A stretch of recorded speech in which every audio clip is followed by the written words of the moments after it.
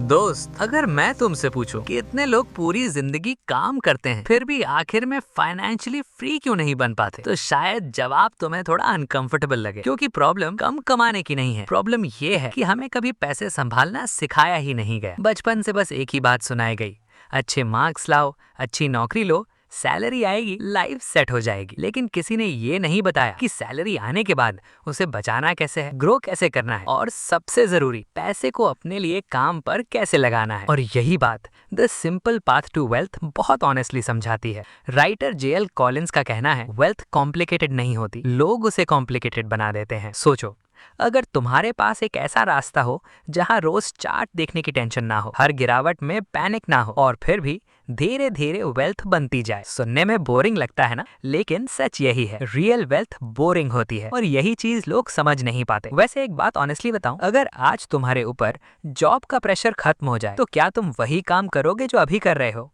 अगर आंसर नहीं है तो शायद तुम्हें पैसे से ज्यादा फ्रीडम की जरूरत है, और इसी फ्रीडम की बात हम आगे समझेंगे। और अगर ऐसी finance books chapter by chapter आसान भाषा में समझना पसंद है तो चैनल को सब्सक्राइब जरूर करना, क्योंकि यहाँ बातें फैंसी नहीं प्रैक्टिकल होती हैं। अब सबसे पहली चीज समझो, लोग सोचते हैं वेल्थ किसी जैकपॉट से बनती है, कोई क्रिप्टो बूम, कोई मल्टी बैगर स्टॉक या ओवरनाइट सक्सेस। लेकिन रियलिटी बिल्कुल ऑपोजिट है। वेल्थ बनती है कंसिस्टेंसी से, धीरे धीरे, चुपचाप, सालों में। ठीक वैसे जैसे एक छोटा पौधा रोज थोड़ा पानी मिलने से बड़ा पेड़ बन जाता है, इन्वेस्टिंग भी ऐसा ही है।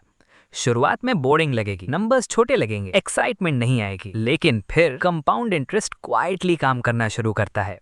राइटर का कहना है, सबसे बड़ा मैजिक रिटर्न्स में नहीं होता, सबसे बड़ा मैजिक टाइम में होता है। ज्यादातर लोग मार्केट ऊपर जाती है तब एक्साइटेड होकर इन्वेस्ट करते हैं, और जैसे ही मार्केट गिरती है डर जाते हैं।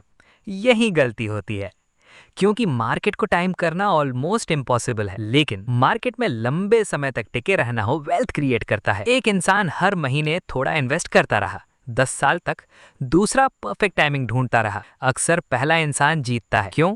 क्योंकि इन्वेस्टिंग इंटेलिजेंस का नहीं, डिसिप्लिन का गेम है। अभी यहाँ एक बहुत इंपॉर्टेंट चीज आती है, इंडेक्स फंड्स। पहली बार सुनोगे तो शायद बहुत बोरिंग लगे, क्योंकि यहाँ थ्रिल नहीं है, कोई सीक्रेट स्टॉक नहीं है, कोई डबल मनी ट्रिक नहीं है, बस सिंपल इन्वेस्टिंग।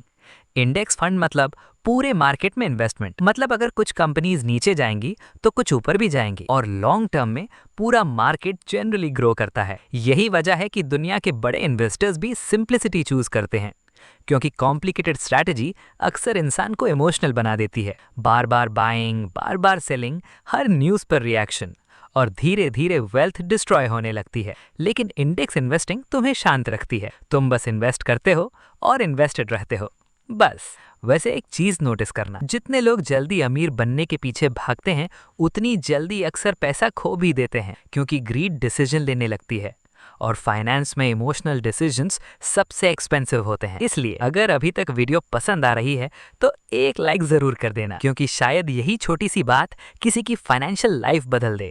अब एक पेनफुल ट्रूथ, सैलरी बढ़ने से लोग रिच नहीं बनते, क्योंकि जैसे जैसे इनकम बढ़ती है वैसे वैसे एक्सपेंसेस भी बढ़ जाते हैं। नई बाइक, महंगा फोन, बिगर ईएमआई, क्रेडिट कार्ड बिल्स, और फिर पूरी जिंदगी बस पेमेंट्स चलती रहती हैं। राइटर का कहना है, डेट फ्यूचर इनकम को खा जाता है, और सच में ईएमआई सिर्फ पैसे नहीं, मेंटल पीस भी ले जाती है। सोचो, अगर हर महीने सैलरी आने से पहले ही तय हो जाए कि पैसा कहाँ चला जाएगा तो फ्रीडम कैसे आएगी? इसीलिए लिविंग बिलो योर मीन्स इतना इंपॉर्टेंट है। इसका मतलब गरीब बनकर जीना नहीं है, मतलब बस इतना है कि दिखावे से ज्यादा प्रायोरिटीज पर खर्च करना। सोशल मीडिया ने कंपैरिजन डेंजरस बना दिया है।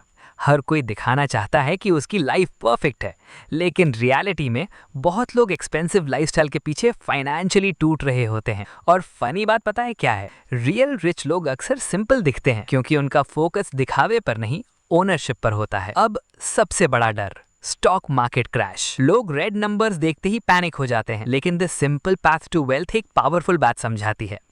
मार्केट गिरती जरूर है, लेकिन हमेशा रिकवर भी करती है। हिस्ट्री उठाकर देख लो, हर क्रैश टेम्पररी था, लेकिन प्रॉब्लम मार्केट नहीं, प्रॉब्लम लोगों का डर था, क्योंकि लोग गिरावट में बेच देते हैं और फिर रिकवरी मिस कर देते हैं। राइटर का कहना है, मार्केट ह्यूमन प्रोग्रेस का रिफ्लेक्शन है। कंपनीज बनती रहेंगी, टेक्नोलॉजी ग्रो करेगी, लोग काम करते रहेंगे, इसलिए लॉन्ग टर्म में मार्केट आगे बढ़ती रहती है। शॉर्ट टर्म में डर जीतता है, लॉन्ग टर्म में ग्रोथ। और यहाँ पेशेंस सबसे बड़ा वेपन बन जाता है। अब आखिरी इंपॉर्टेंट चीज, स्ट्रॉन्ग पोर्टफोलियो। सिर्फ पैसा कमाना इनफ नहीं है, उसे सरवाइव भी करना चाहिए।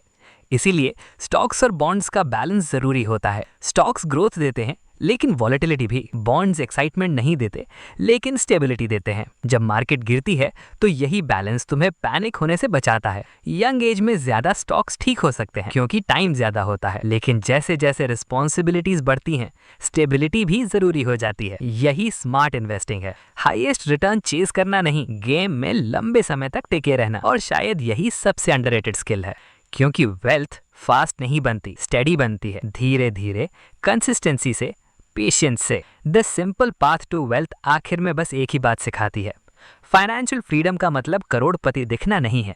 मतलब ये है कि तुम अपने फैसले खुद ले सको, काम करना चाहो तो करो, ब्रेक लेना चाहो तो ले सको, फैमिली के साथ समय बिताना चाहो तो पैसे का डर बीच में ना आए। और ऑनेस्टली शायद यही असली वेल्थ है। नेक्स्ट चैप्टर के लिए कमेंट करें पार्ट 2।